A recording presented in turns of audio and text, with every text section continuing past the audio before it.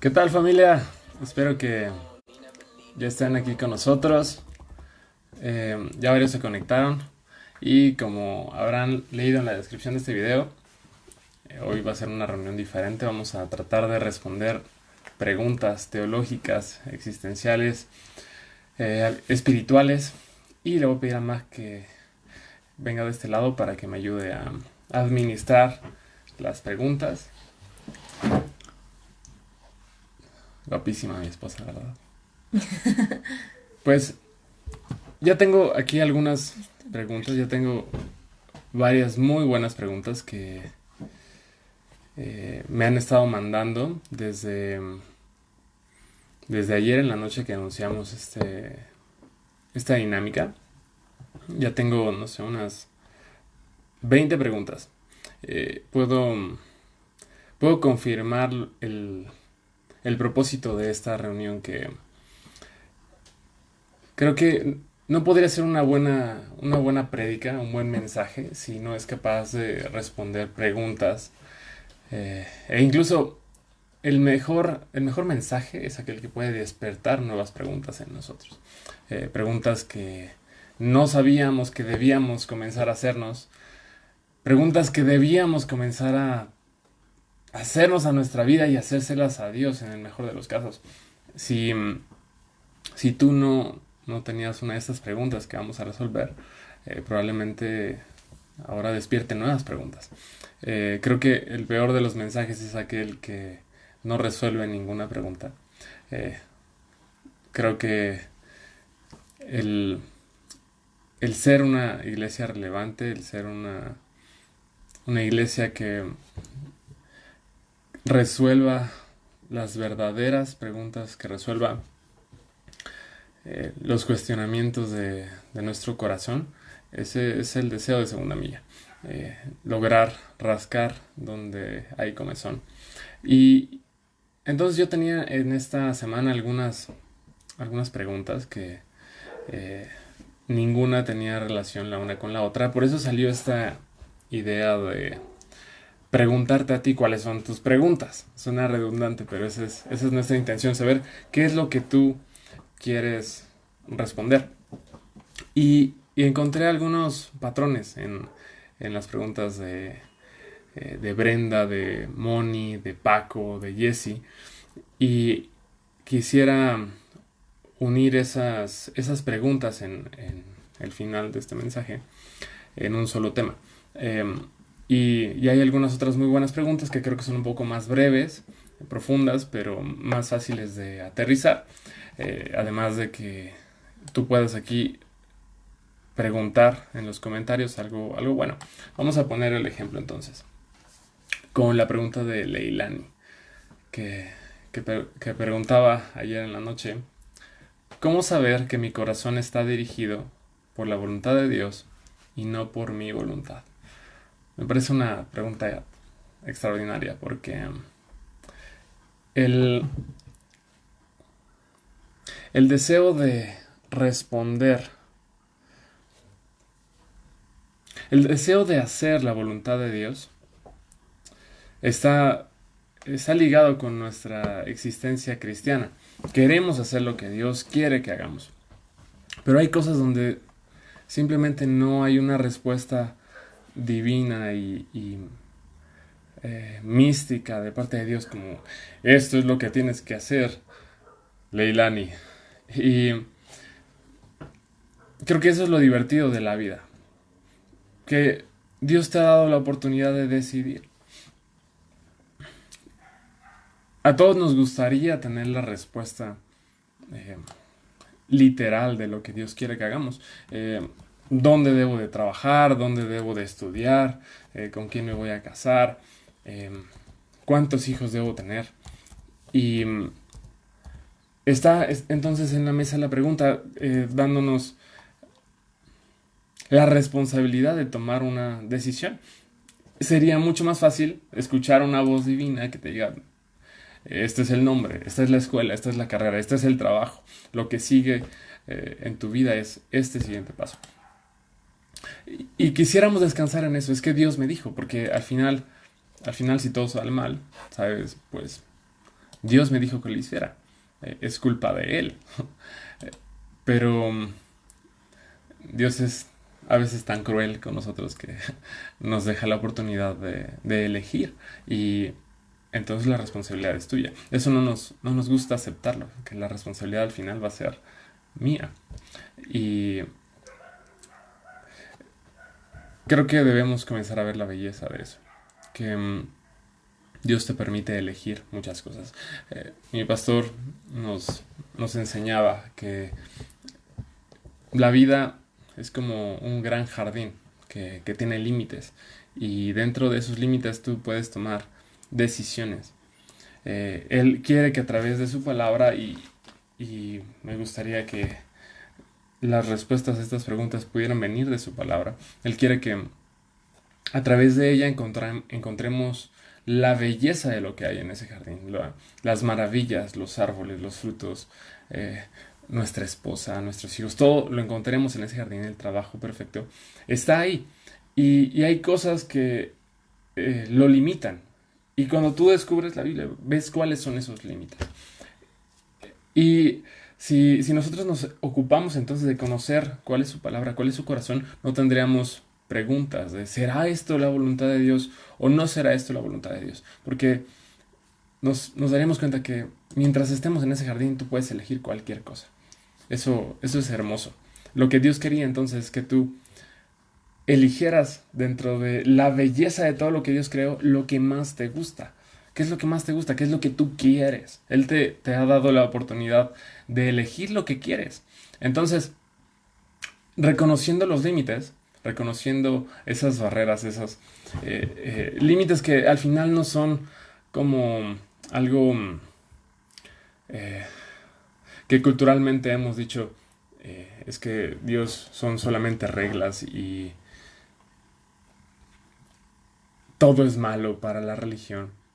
Al contrario, la Biblia, la religión, nos enseña cuáles son las cosas peligrosas, cuáles son las cosas que nos dañan. Si tú descubres eso, no tendrás dudas de esto debo tomarlo o no debo tomarlo.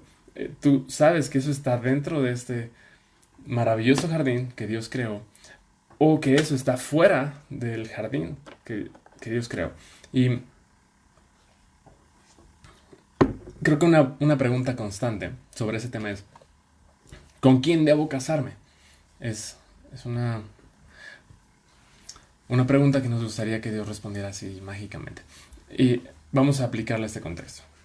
Lo que Dios dijo en su palabra nos va a guiar. Por ejemplo, quiero citar 1 Corintios 10, 23. Ustedes dicen, se me permite hacer cualquier cosa, pero no todo les conviene. Dicen, se me permite hacer cualquier cosa, pero no todo trae beneficio. Aquí descubrimos qué es eso que nos conviene, qué es eso que nos trae beneficio y así es mucho más sencillo decidir. Vemos entonces con quién debo casarme. Dios habla tanto de eso. Sabemos que debe ser una persona que crea lo mismo que nosotros. A grandes rasgos, nunca vamos a ser idénticos, pero que tengan las mismas convicciones de vida que nosotros. Si no, ¿cómo arreglarían los conflictos? ¿Cómo llegarían a un acuerdo? Por eso entonces Dios quiere que te encuentres a una persona que crea lo mismo que tú. Eso está dentro de ese jardín. Eh, Dios quiere que te quedes con una persona que conozcas, una persona que te ama, una persona a la cual le gustas. Entonces comienzas, si tomas esas palabras, comienzas a eliminar todo lo que no está dentro de ese jardín, todas las personas que no creen lo mismo que tú, todas las personas que no te aman, que no les gustas, que no son tus amigos, pues quedan eliminadas y te das cuenta que entonces el círculo y el filtro es mucho más sencillo. Solo hay 5 personas, 3 personas entre las cuales tú puedes elegir y entonces ya podríamos dejar de preguntarnos ¿quién de estos 3 es el que tú planeaste para mí, Dios? ¿Cuál de estos 3 chicos? Y si al final lo que Dios está esperando es que tú decidas. Cualquiera de los 3, hija. Elige, tú elige cuál te gusta. Y dejemos entonces el argumento místico de Dios tiene que revelarme cuál es el siguiente paso. Más bien es, elige. tú elige. Esto es lo que hay dentro de este jardín, tú elígelo. Entonces respondiendo, ¿cómo saber que mi corazón está dirigido por la voluntad de Dios y no por mi voluntad? Sabes, espero que esas dos cosas se sincronicen. Cuando tú conozcas cuál es el panorama de la voluntad de Dios, que es súper amplio, que no es estricto, como que de estos tres colores, la voluntad de Dios es el naranja, ¿no? Es, estos tres colores son la voluntad de Dios. ¿Por qué? ¿Cómo lo sabes? Porque están dentro de ese panorama. Ahora tú elige cuál es. ¿Cuál es la voluntad de Dios? Al final es tu voluntad. Tú puedes elegirlo. ¿Quedó respondida? Sí. ¿Sí? Eh, Vamos a leer la pregunta de Ana. Ana decía, ¿por qué será que el Espíritu Santo se manifiesta de diferente manera con las personas? Eh, ¿Por qué Dios se relaciona tan diferente con Uri, de lo que se relaciona con Mag, de lo que se relaciona con Brenda, con cada uno de nosotros, con Pablo, el apóstol Pablo? Eh, y la respuesta es, somos tan diferentes nosotros como debe ser diferente nuestra relación con Dios. No podríamos esperar llevarnos igual eh, mi hermano Bani y yo con mi papá, porque yo soy diferente a Bani. Nos llevamos diferente con mi papá Roberto, porque Bani y yo somos diferentes. No puedo esperar que mi papá me llame igual, me hable igual, me consienta igual, porque yo soy diferente. A mí no me gustan las mismas cosas que a Bani y espero que mi papá lo distinga. Yo espero que mi mamá distinga lo diferente que son sus nietos y ella los trata diferente porque son diferentes. Yo trato diferente a Pablo de lo que trato a Mauri. A Mauri le gusta que lo aviente 10 metros, a 10 metros de altura y lo vuelva a cachar. A Pablo no le gusta eso. Y yo tengo que distinguirlo y sabes que Dios te conoce. Dios sabe lo que a ti te gusta, lo que tú quieres, cómo te gusta relacionarte con Él. Y si tú no lo has descubierto, tienes que descubrirlo. Dios quiere tratarte de una manera única, especial, diferente a la de cualquier otro. Entonces Él te va a hablar, te va a revelar su palabra de una manera que no es la mía, que no es la de mi pastor. Es diferente y debes de descubrirlo. ¿Cómo quiere Dios relacionarse contigo? Pues, ¿cómo tú quieres relacionarte con Él? ¿Quieres hacerlo todos los días? ¿Quieres hacerlo 5 minutos? ¿Quieres hacerlo todo el día? Nunca colgar el teléfono y siempre estar cerca de Él. Él va a hacerlo contigo así, como tú quieras.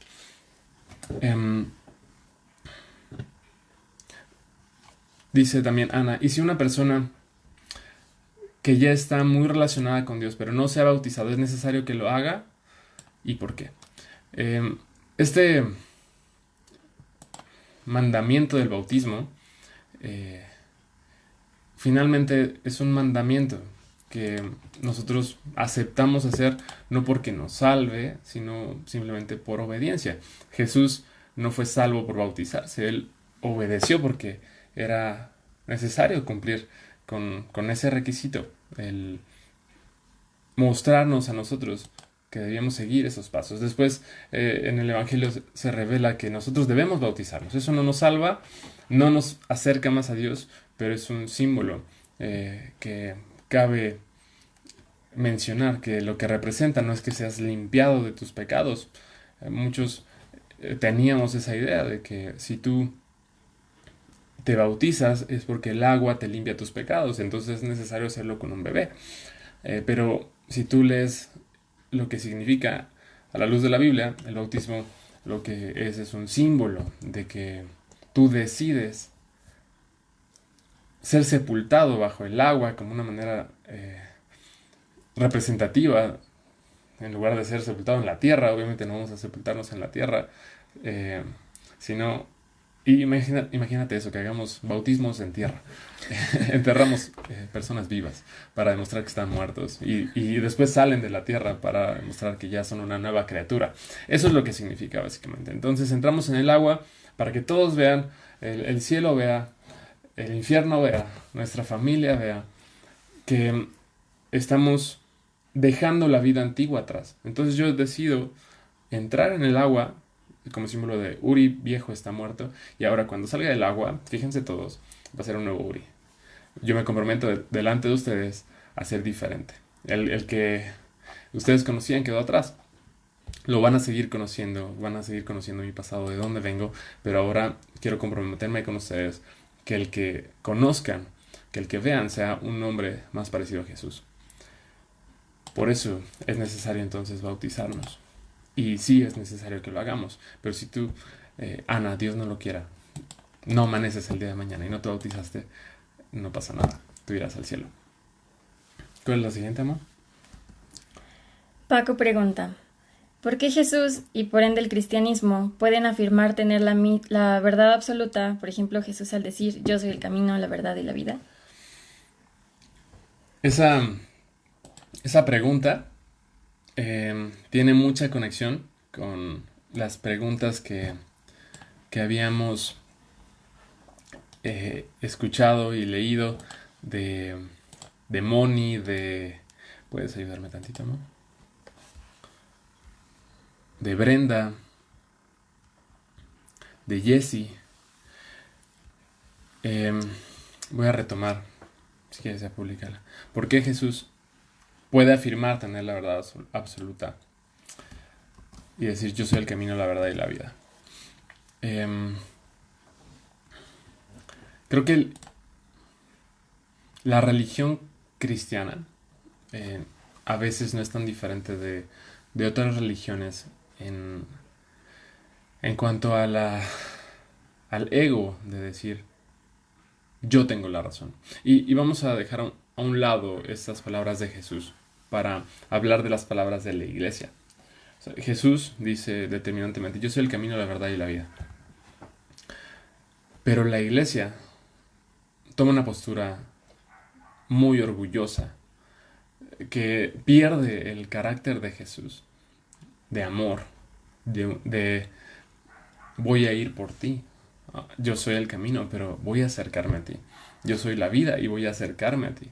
Y toma una postura de yo tengo la razón y tú estás mal. Es una comparación donde siempre nosotros quedamos arriba y quedamos como superiores ante cualquier otra religión o cualquier otra iglesia incluso, aunque pueda llamarse cristiana. Pensemos cualquier corriente cristiana evangélica o incluso los cristianos católicos.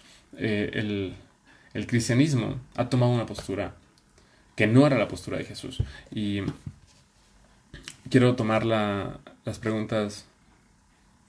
La pregunta de Moni, por ejemplo, dice, ¿solo los cristianos estarán en el cielo u otras religiones serán salvas? Está interesante, ¿no? ¿Será que realmente solo los cristianos tienen la razón? ¿Tienen la verdad absoluta que los hace solo a ellos llegar al cielo? Pregunta Brenda, ¿no basta con ser una buena persona para ir al cielo? ¿Y si mi abuelita se portó súper bien? Si la Madre Teresa se portó súper bien, ¿irá al cielo? Pregunta también Brenda, ¿todas las religiones no podrían llevar al cielo? Cristianismo, budismo, hinduismo, islam. ¿No es que todos los caminos llevan a Roma? ¿No es detrás de esto un mismo Dios?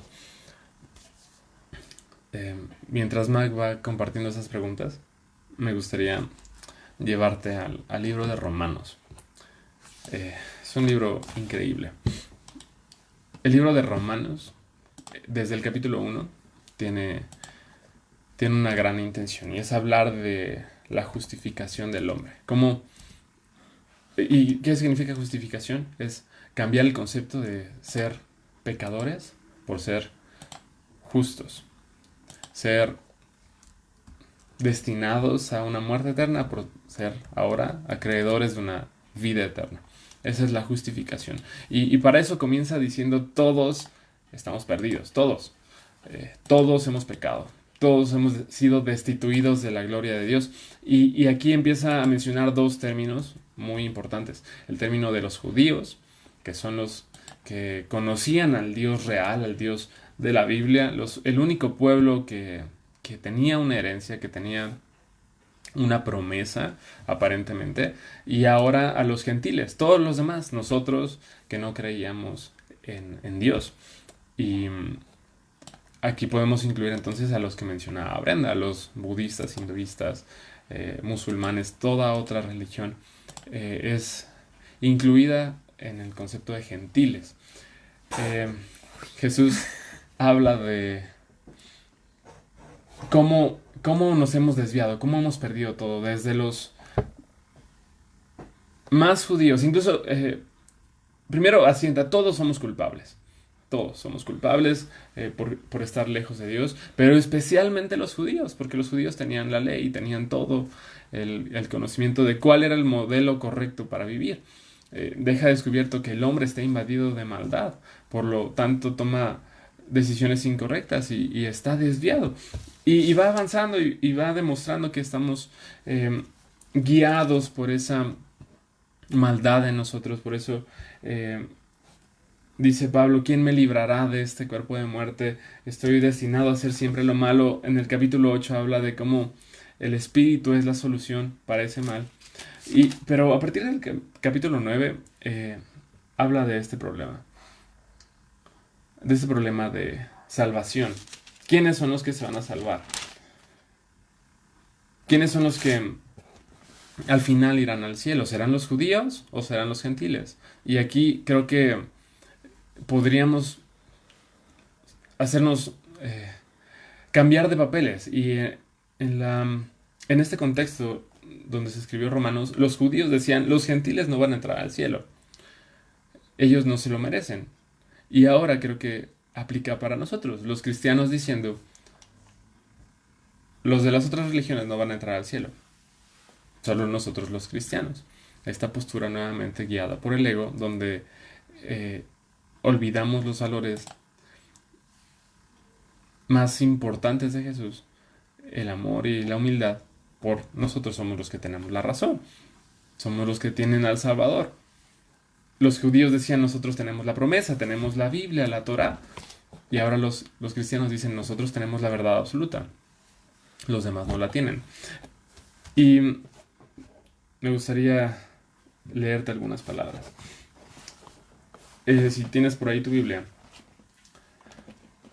en Romanos capítulo 9, fíjate en el verso 11. Sin embargo, antes de que nacieran, antes de que pudieran hacer algo bueno o malo, ella recibió un mensaje de Dios. Este mensaje demuestra que Dios elige a la gente según sus propósitos. Él llama a las personas, pero no según las buenas o malas acciones que hayan hecho. Esto para mí es una locura. Si lo interpreto de acuerdo al concepto de si tú te portas bien, vas a ir al cielo. Incluso solamente si eres cristiano vas a ir al cielo. Fíjate. Él llama a las personas, verso 12, en Romanos 9, pero no según las buenas o malas acciones que hayan hecho. Fíjate el verso 15. Pues Dios le dijo a Moisés, tendré misericordia de quien yo quiera y mostraré compasión con quien yo quiera. Por lo tanto, es Dios quien decide tener misericordia. No depende de nuestro deseo ni de nuestro esfuerzo. Eso es una locura. Aquí Pablo le está diciendo a los judíos, no se trata de lo que ustedes hagan, es Dios el que decide. Y luego incluso está el cuestionamiento, entonces si Dios decide, nosotros qué nos queda hacer. Es el mismo cuestionamiento que tiene Job con Dios, porque si las cosas malas deberían sucederle a la gente mala, ¿por qué yo que no he fallado en nada? ¿Por qué yo soy el que más está sufriendo? ¿Por qué vino esta condena sobre mí? La discusión de Job con Dios al final tiene una solución y es, tú no eres capaz de discutir con Dios, tú no eres capaz de enseñarle a Dios y jamás vas a ser capaz de interpretarlo todo como Él lo ha interpretado, como Él lo ha diseñado. Tú y yo jamás seremos jueces. Y todos esos huecos en la Biblia, toda esa información que nos falta entender, es precisamente para que tú y yo no nos volvamos jueces y no seamos capaces nunca de decir, él sí va a ir al cielo, ella no va a ir al cielo, él va a ir al infierno y él no va a ir al infierno. Esta pregunta entonces es, ¿Quién va a ir al cielo y quién va a ir al infierno? ¿Se puede resumir en que son solo los cristianos? Yo creo que no somos capaces de interpretar la eternidad como Dios la interpreta. Al final Dios tiene misericordia de quien Él quiere. Él tiene compasión de quien Él quiere, dice Romanos 9:15. ¿Quién eres tú para argumentar con Dios? Tú le podrás enseñar y decirle, oye Dios, es que él no merece ser salvo, ella no merece ser salvo porque ella... Y fíjate, creo que vamos acercándonos a una solución, pero en medio está nuestro argumento de él no porque él es musulmán, ella no porque ella es católica. Nosotros haciendo el juicio de quién es salvo y quién no es salvo. El corazón de Pablo revelado en estos capítulos del 9 al 11, 9, 10 y 11 de Romanos es, yo quiero que todos sean salvos. Dice, fíjate en el verso 3 de Romanos 9, yo estaría dispuesto a vivir bajo maldición para siempre, separado de Cristo, si eso pudiera salvarlos.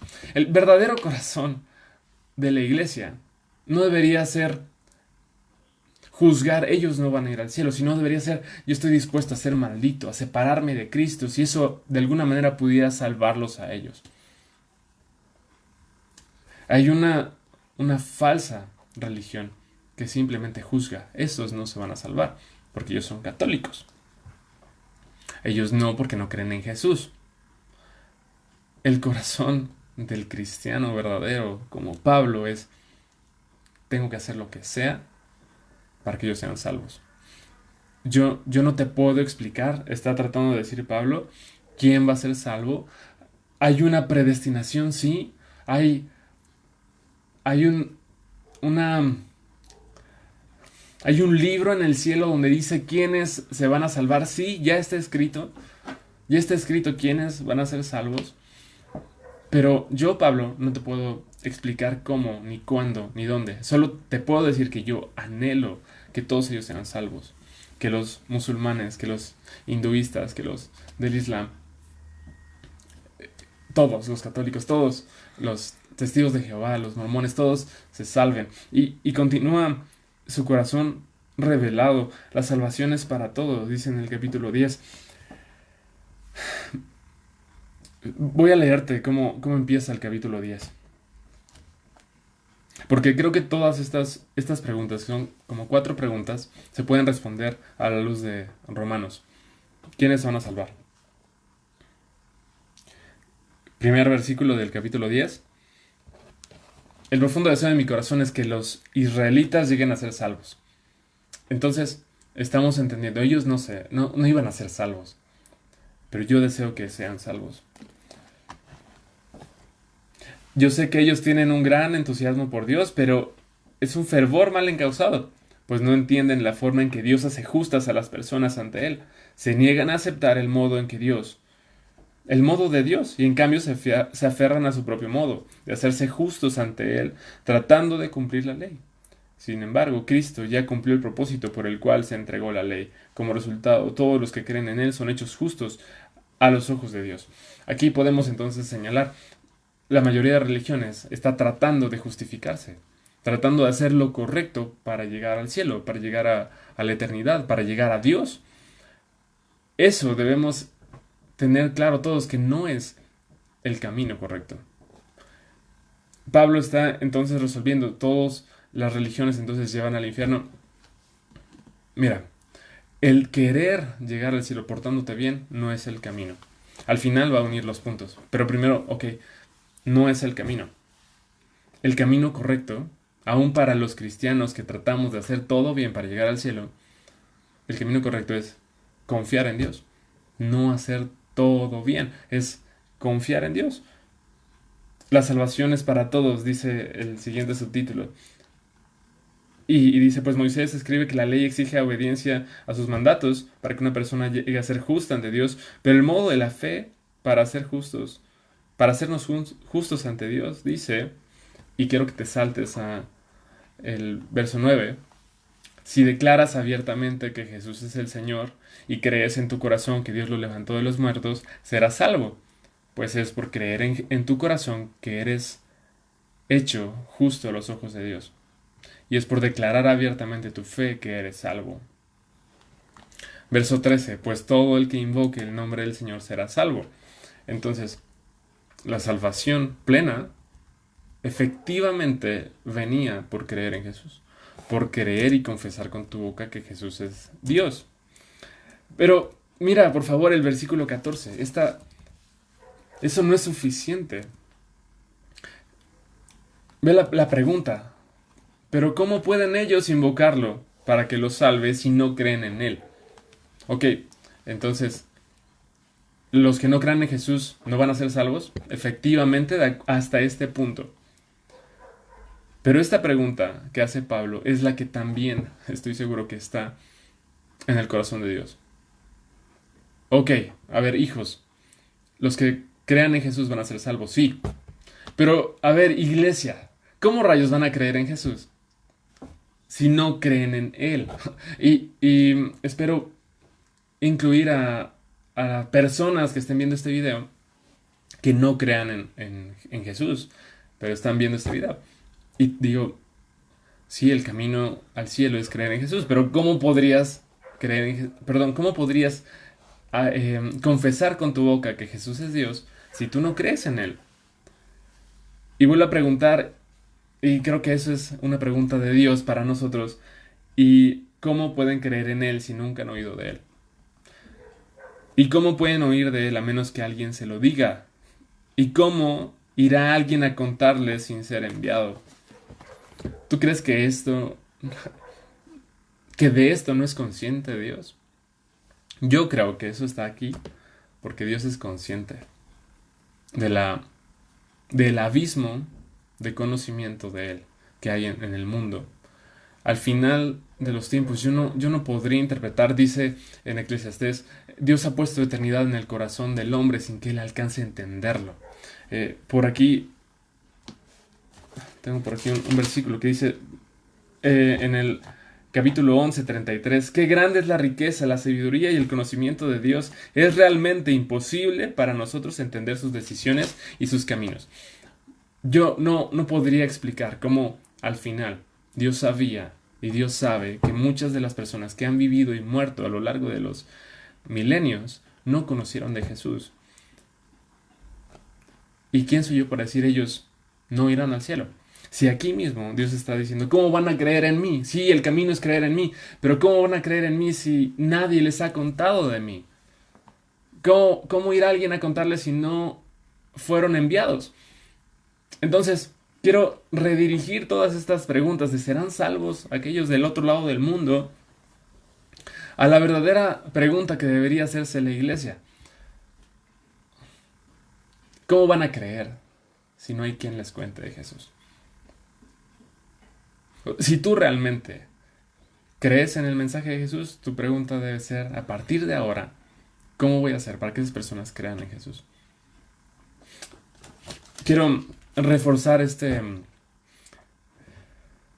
punto de que al final todos podrían ser salvos si Dios quiere, porque Dios, ya mencioné un punto, un fundamento para este argumento es, Dios tiene misericordia de quien Él quiere.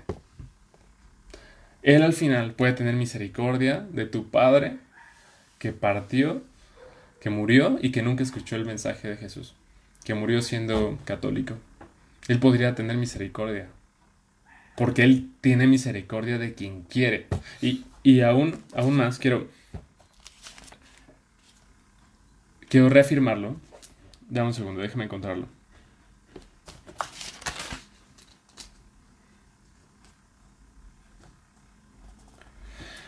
Mira esa locura.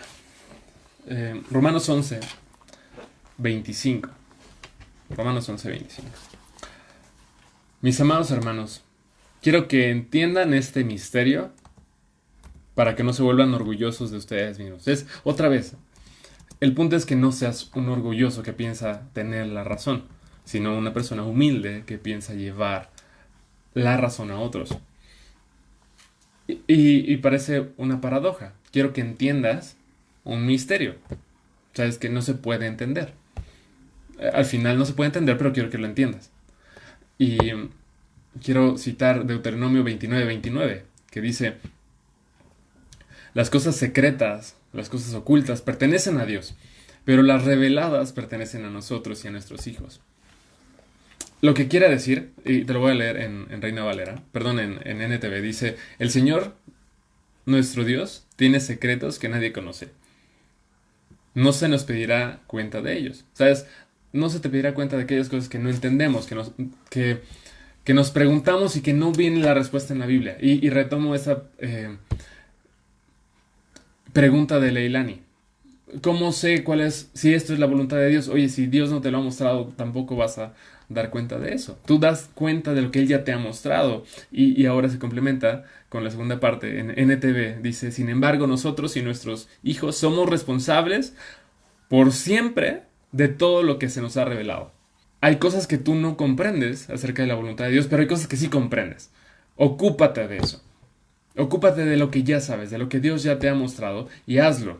En cuanto a con quién casarte, en cuanto a qué estudiar, deja de preocuparte por lo que no sabes y preocúpate por lo que ya sabes. Obedece eso que ya sabes. Hace poco hablábamos acerca de obediencia en una reunión de domingo. Al final, el propósito en la vida es obedecer y dejar de cuestionarnos lo místico de los propósitos de Dios. Si tú ya sabes que hay cosas para hoy, cosas actuales que no estás haciendo y que debes comenzar a hacer, en eso debemos ocuparnos. Y ahora sí cierro ese paréntesis de Deuteronomio 29 para regresar a Romanos 11. Mis amados hermanos, quiero que entiendan este misterio para que no se vuelvan orgullosos de ustedes mismos. Parte del pueblo de Israel tiene el corazón endurecido. Fíjate, está hablando del pueblo de Dios, los judíos, que no creyeron en Jesús.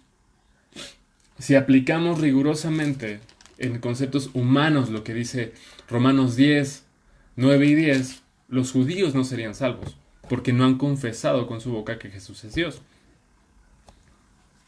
¿Estás de acuerdo? El pueblo de Dios quedaría lejos de la promesa, no llegaría al cielo. El pueblo de Dios, los que recibieron el mensaje de salvación, de los cuales nació el Mesías, Jesucristo, judío, israelita. Quiero profundizar en esta pregunta. Si Abraham no conoció a Jesús para confesarlo, ni Moisés creyó en Jesús porque él vivió 1500 años antes del Salvador, David murió sin conocer a Jesús, entonces ellos, como no confesaron con su boca que Jesús es el Señor, entonces no serán salvos. Te dejo esa pregunta. ¿Ellos no van a estar en el cielo por no haber creído en Jesús? Mira, creo que aquí tenemos un poquito de respuesta. Parte del pueblo de Israel tiene el corazón endurecido, pero eso solo durará hasta que se complete el número de gentiles que aceptarán a Cristo. Y entonces, todo Israel será salvo. Todo Israel. O sea, los que están vivos y los que están muertos ya. Los que no conocieron a Jesús. Al final, ¿sabes qué? Termino de leerlo. El verso 26, y como dicen las escrituras, Él rescatará. El que rescatará vendrá de Jerusalén y apartará a Israel de la maldad. Mi pacto con ellos es que quitaré sus pecados. Tú y yo estamos tratando de interpretar la vida en conceptos de tiempo finitos. Ok, pues ya se murió, ya no es salvo. Pero creo que el juicio de Dios va más allá de los tiempos humanos. Y creo que este mensaje debe traer esperanza de que la vida no termina donde termina la vida. La vida en realidad es eterna y Dios tiene misericordia de quien Él quiere. Y especialmente creo que entre los espectadores de este mensaje hay personas que se preguntan por sus familiares que murieron antes de que tú y yo fuéramos cristianos y no alcanzaron a conocer a Jesús. Recuerdo una conversación con mi cuñada en la que ella estaba muy triste al conocer de Jesús.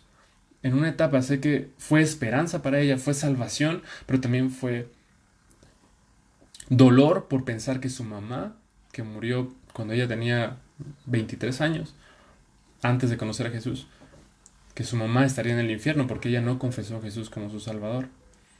Pero una vez, hace como 8 años, platiqué con ella descubriendo el libro de Romanos y fue, oye, nosotros no podemos juzgar. Y si alguna vez escuchamos desde el púlpito decir, si tú no recibiste a Jesús, te vas a ir al infierno, creo que no fuimos capaces de interpretar la eternidad de Dios. No somos capaces de juzgar la misericordia infinita de Dios. Espero haber profundizado suficiente, pero no demasiado, en estas preguntas. ¿Solo los cristianos estarán en el cielo u otras religiones serán salvas? Definitivamente el camino a la salvación no es a través de obras o a través de religiones, es a través de creer en Jesús. Concluyendo, nuestra obligación entonces es llevar ese mensaje de Jesús, pero al final no somos capaces de juzgarlo. Tú y yo no podemos emitir un juicio de todas las religiones van a ir al infierno, porque al final incluso los judíos serán salvos. Los judíos que rechazaron y mataron al Salvador. Dice, me parece que es en Zacarías, que al final mirarán al que traspasaron y Dios los perdonará. Si los mismos judíos que mataron al Mesías al final serán justificados al ver a Jesús regresar entre las nubes y lo reconocerán, ¿crees que van a reconocer a Jesús los judíos que viven hoy? Ellos no conocieron a Jesús. Está hablando de los judíos que lo mataron hace 2000 años. Van a mirar a Jesús en un tiempo presente, imposible de interpretar, es un misterio, pero van a mirarlo cuando Él venga y van a reconocer, ese es el que matamos. Ese es el Jesús que clavamos y que gritamos, mátenlo. Y que perdonamos a un ladrón, pero pedimos la crucifixión de este hombre inocente y santo. Esos que lo mataron serán perdonados. Entonces, si ellos serán perdonados, ¿cómo podría yo decir todos los demás en el mundo? Todos los niños que murieron sin conocer a Jesús, todos los adultos que murieron en el Amazonas, en la antigua Roma, en cualquier lugar, cultura diferente, yo no puedo emitir un juicio y decir todos se fueron al infierno. Estuvo complicado de abordar ese tema. Y creo que estas preguntas, tan solo estoy abordando las que me mandaron. No sé, ¿hay alguna pregunta nueva? Si tú no has mandado una pregunta, todavía tienes chance de escribirla aquí o mandárnosla a través de WhatsApp. Puedes mandármela a mí, puedes publicarla, enviar un mensaje directo en Instagram, en Facebook, para que esa pregunta la guardemos junto con todas estas que tengo aquí enfrente, que me mandaron ya por WhatsApp entre ayer y hoy, y que están muy muy buenas. Creo que de todas ellas podría salir una prédica, pero definitivamente no podemos hablar todo en una misma reunión. Moni también preguntaba, ¿por qué Dios ordenó la muerte de los niños y bebés cananeos? Creo que retomando los conceptos que veíamos ahorita no alcanzamos a comprender la eternidad, no alcanzamos a comprender la salvación, ni los planes completos de Dios. Es dar un argumento, es innecesario. Dios tiene un plan que tú y yo no podemos juzgar. No solo entender, sino juzgar y decir esto es bueno y esto es malo. Va más allá de nosotros. Y creo que podemos tocar alguna más. Y con esa terminamos por hoy. Vamos a dejar varias pendientes. Vamos a ver, en función de cuántas preguntas nos mandes el día de hoy, vamos a ver si el siguiente domingo continuamos o lo dejamos para el siguiente mes. Pero la intención es que juntos podamos descubrir lo que Dios quiere para la iglesia. No solo cuáles son las preguntas de Uri, sino cuáles son las preguntas de la iglesia. ¿Qué es lo que realmente hay en tu corazón? ¿Qué es lo que queremos saber acerca de Dios? Y algunos han preguntado sobre ovnis, sobre extraterrestres. Y está padre, creo que podemos hablar de esas cosas porque esas son las cosas que la gente nos pregunta cuando hablamos de ser cristianos. ¿Por qué Jesús es el único líder religioso que promete el cielo si otros líderes religiosos me prometen una vida plena aquí y ahora? Esta la voy a retomar, perdón, esta la voy a tomar porque creo que tiene relación con lo que hemos estado hablando. El Dios verdadero habla y revela su voluntad en función de lo eterno. Mientras que los dioses falsos revelan su voluntad en función del presente. El, el Dios de la Biblia es el Dios que puede ver el principio y el fin ahora. Él conoce la eternidad y sabe que esto que vivimos aquí, hoy tengo 29 años, puede que viva 80, mi abuelo va para 100. Esos años para Dios es un abrir y cerrar de ojos, es como un minuto, es un segundo. Y eso, en nuestra existencia real, pues la vida en la tierra no es nada. Eh, Esa es la realidad. La vida en la tierra no es nada. En- el hecho es que somos eternos. Esta, esta etapa que tendremos en la tierra será un mero trámite en el que definiremos nuestro destino eterno. Y por eso Jesús habla de la eternidad y habla de construir tesoros en el cielo y dar nuestra vida por amor al prójimo, pensando en sembrar en la eternidad. Ese, ese es el Evangelio.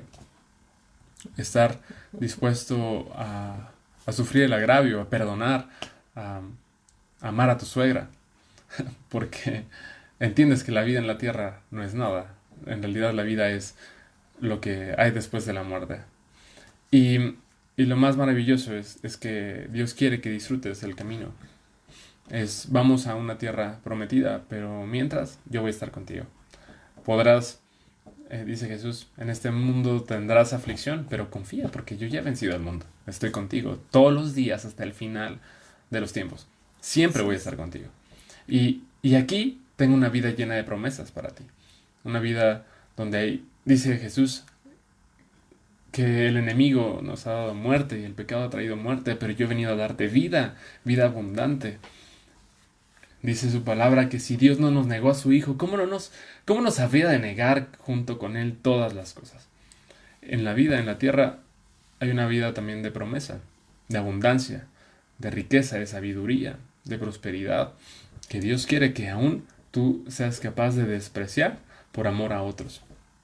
Es algo maravilloso el Evangelio.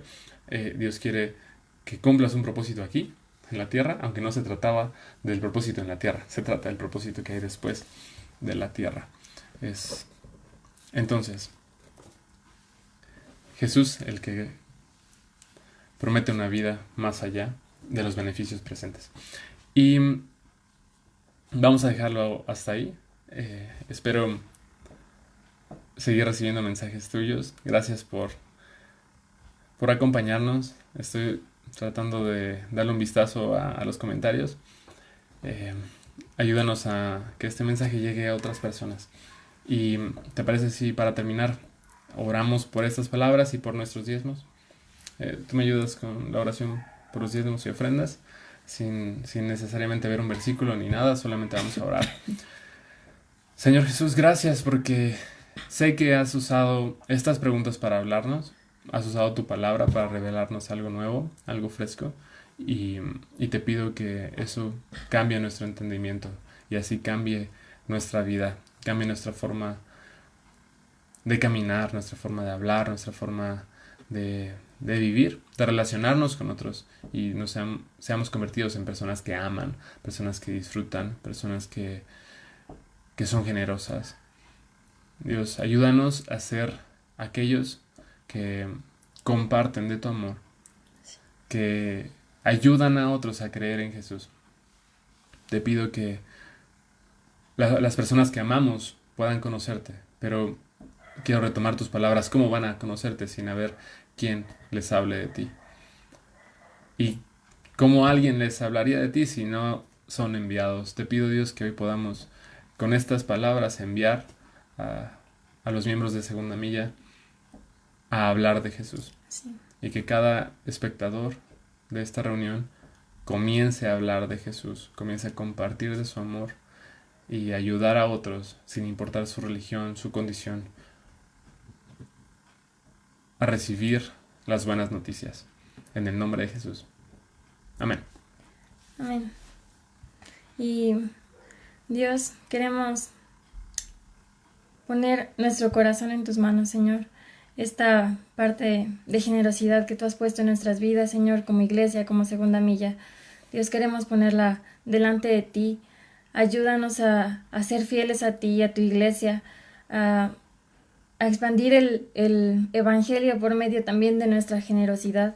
Sí. Queremos, Señor, que la gente te conozca, que conozca, que nos conozca a nosotros como cristianos, que de verdad anhelan compartir de Dios, compartirte, Señor, y reflejando todo en su vida, no solamente diciendo estas palabras exactas, sino también con nuestro ejemplo, saliendo a las calles, saliendo a darle a los que lo necesitan. Sí. Dios, queremos ser ese tipo de personas que demuestran quién eres tú, que tú eres salvación, Señor, que tú eres el que da vida y el que restaura vida, Señor.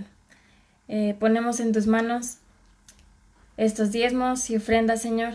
Ayúdanos a que esto siga levantando la iglesia, que pronto estará de vuelta, lo creemos, Señor. Y te bendecimos, Dios, en el nombre de Jesús. Amén. Amén. Si tú tienes en tu corazón entregar esa ofrenda de generosidad, sabes, siempre en Segunda Milla es todo voluntario, por eso no buscamos a nadie para preguntarle, oye, ¿qué onda con tu participación? Sino espero que tú lo tengas en tu corazón, el deseo de hacerlo, y puedas escribirnos para que te pasemos el número de cuenta, para que vengas a dejar tu sobre y podamos ocupar tu semilla para sembrarla en la iglesia. Te mandamos un fuerte abrazo. Dios te bendiga. Nos vemos el siguiente domingo, este jueves en Milla Extra. Bye.